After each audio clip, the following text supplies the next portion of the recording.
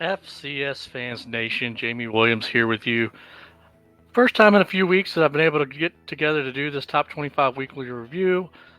We know life gets in the way sometimes, and what can you do? So I haven't been able to do this for a couple weeks, so we won't have the ups and downs and where everybody moved to, but we'll look at this week's top 25, and then I've got a little something else for everybody that I hope you will like at the end, just to talk about a few of the teams. But we're going to kick right into my top 25 review. If you saw my ballot on Monday, here it is. Again, we'll start right at the top with South Dakota State. They look like the best team right now, the most complete team. Um, Another big win over Indiana State took care of that. They've only got 2 games left. Unfortunately, they have a bye the last week of the season. So if they keep winning, they're going to have 2 straight weeks off. We'll see if that hurts them down the road in the playoffs. Most likely not. I think their first opponent in the playoffs, once they're seeded, will be a team that they'll be clearly better than and can overcome any rust. But right now they're the number 1 team. Hot on their heels, Sacramento State. Finally got a couple of quality wins with Montana, Weber, Idaho. I think I've got that order of wins off. Yeah, they have not played Weber. They play Weber this week, which will tell us a lot.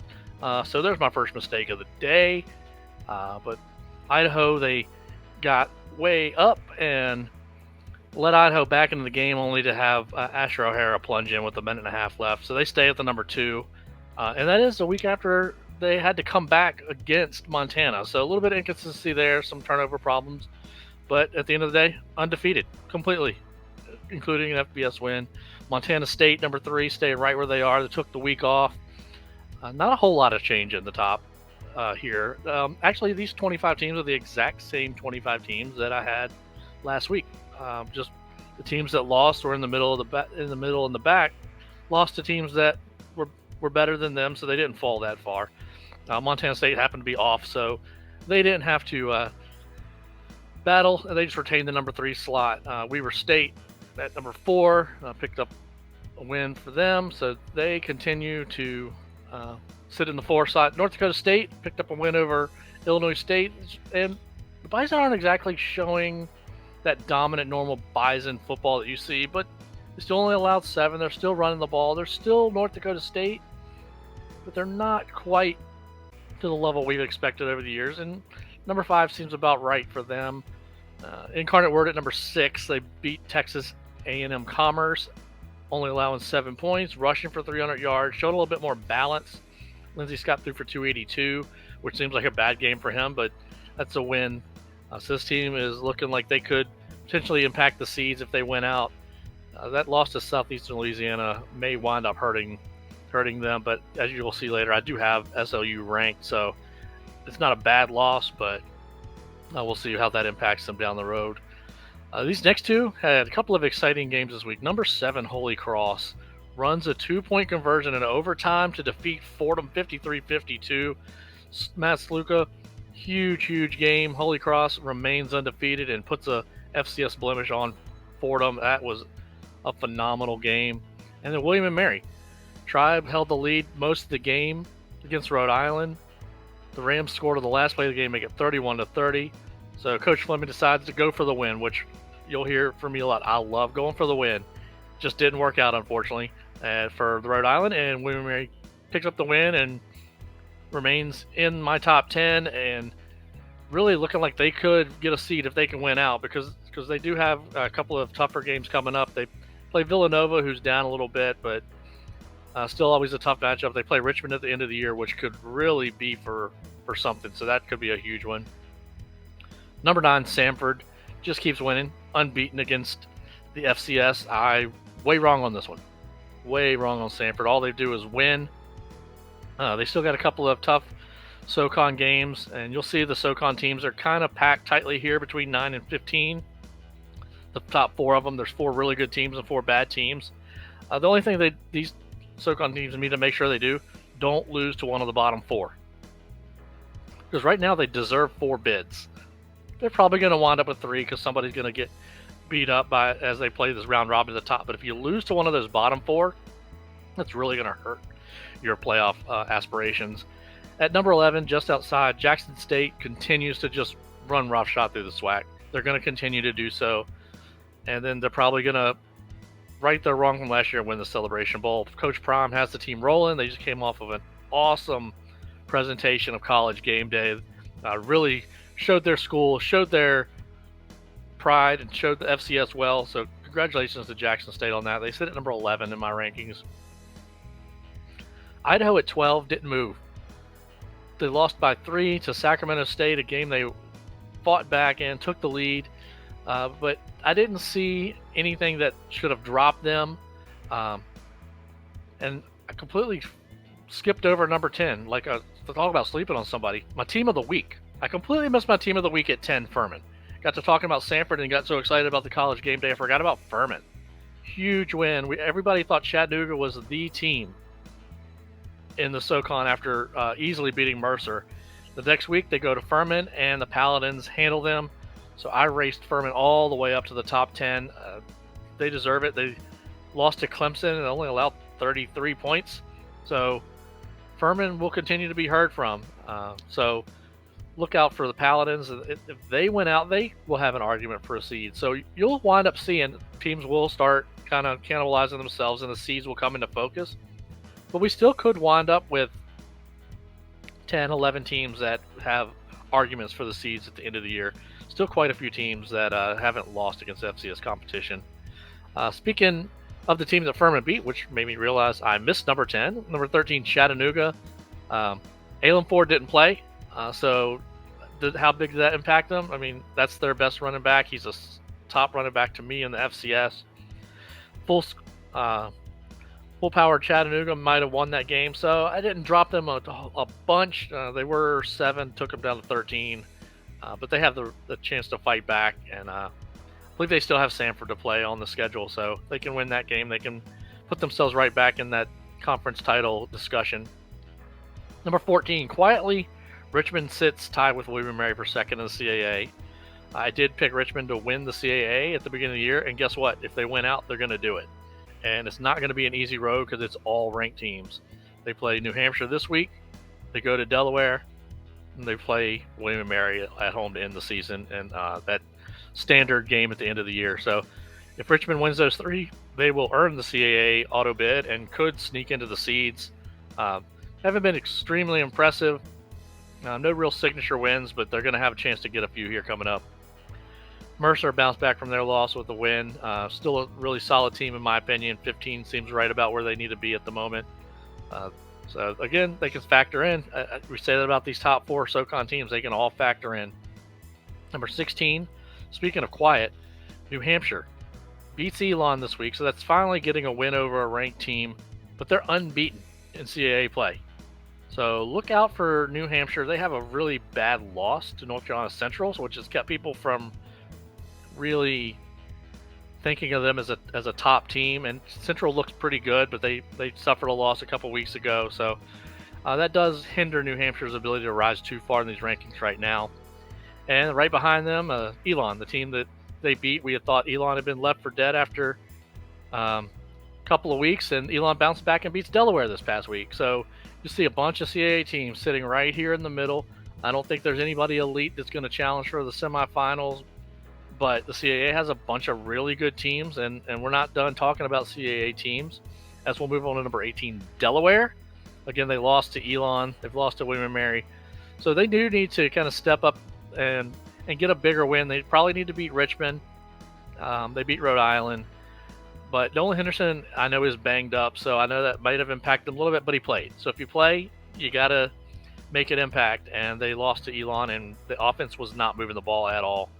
I've noticed they've had some problems in the red zone this year. I noticed it when I went to the game with them against William & Mary. They kind of scuffled a little bit once they got down to the red zone. So Delaware's got some things to work out. Number 19, North Dakota, hanging on to the bubble. They're going to have to win, maybe not win out, but they've got to have some solid performances here on out, and it would really help if they could beat North Dakota State to end the year.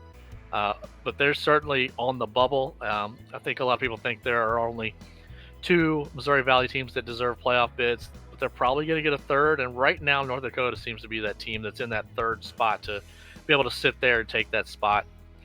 At number 20, Southeast Missouri State.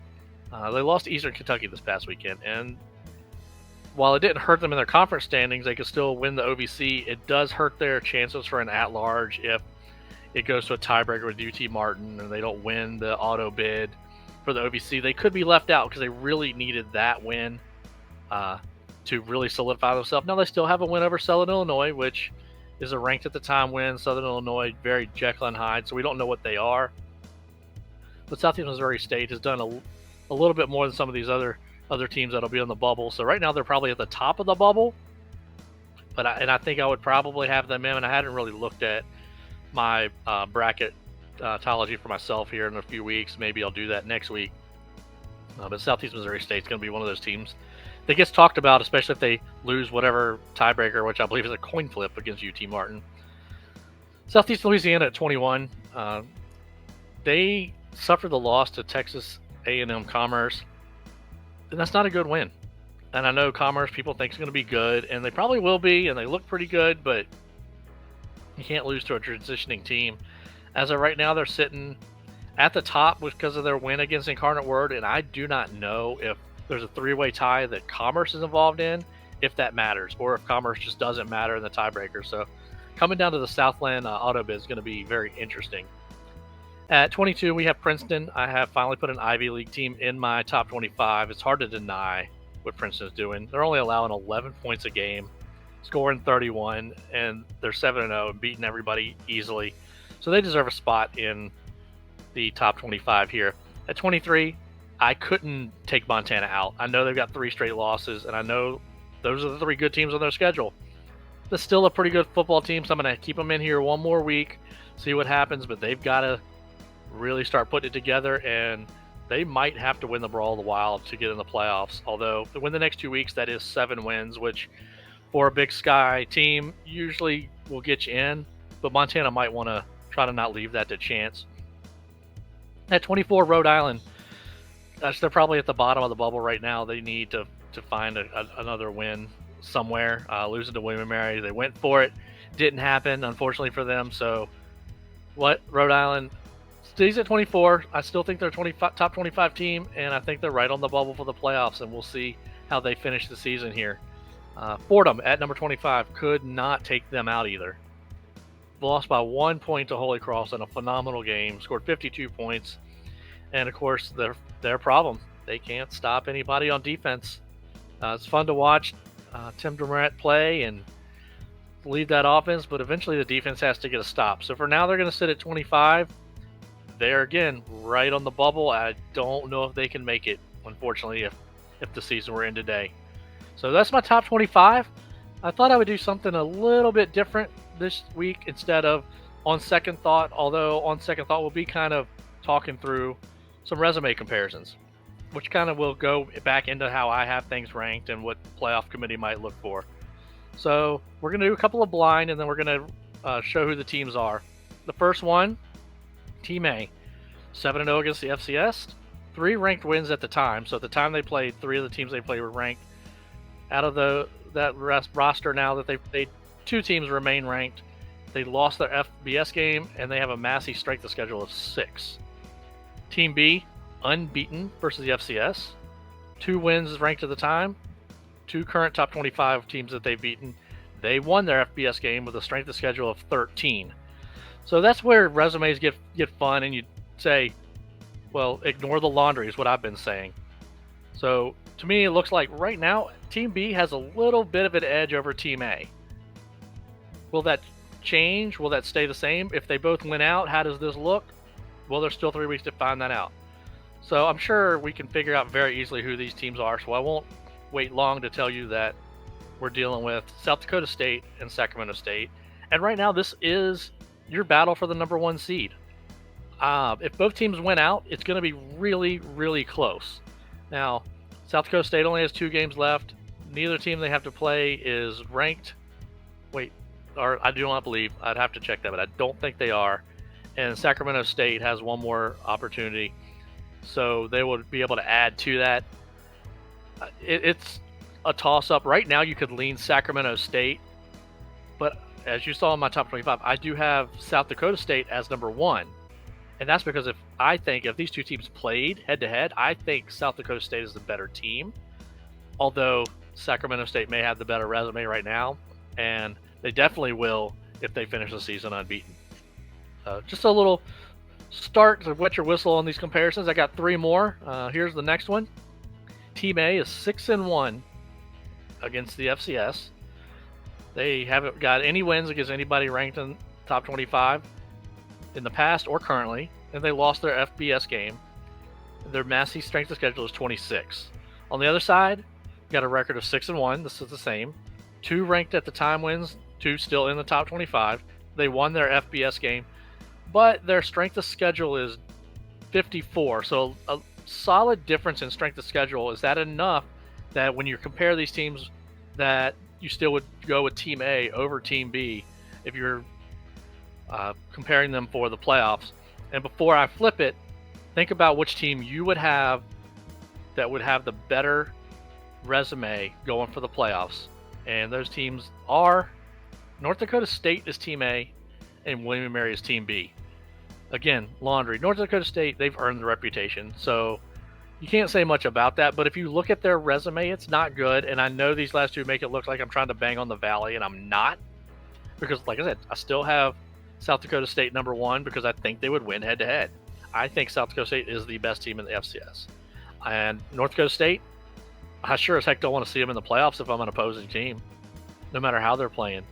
But this just got to show that a team you have to think about, like William & Mary, is still very strong against the FCS. Now, their loss is to Elon, and North Dakota State's is to South Dakota State. So that's another tiebreaker, which could lean in North Dakota State's favor. But overall, who you've beaten resume, it's William & Mary, and it's not close. Strength schedule. So this shows how tough resumes are. So, but it also shows North Dakota State's not a 3 or 4 seed if William & Mary's not a seed. So they're going to be really close to each other right now. And if they both win out, North Dakota State should add potentially a ranked win, and William & Mary would add another one as well. So just a fun little comparison there. Next one. Team A is 6-1 against the FCS. They have 1 ranked at the time win. That team is no longer in the top 25, and they won their FBS game. Matthews strength of schedule 45. The other kicker is they have 1 win that is against a non-Division I team. So this is a 7-1 team. So Team B is 7-0. They have a ranked at the time and a current top 25 win. They won their FBS game. And again, a fairly decent discrepancy, 69 in strength of schedule. Now, both of these teams have been talked about as getting seeds. And Team B is starting to really climb in people's rankings. And Team A has fallen a little bit, came back. So they're even. That's just why I wanted to compare these two, just because these two teams stood out to me as teams that probably should be considered for seeds and should be like right next to each other.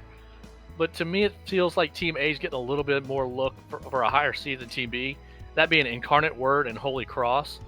And I just think the explosion of Lindsey Scott early in the season has kind of carried the momentum.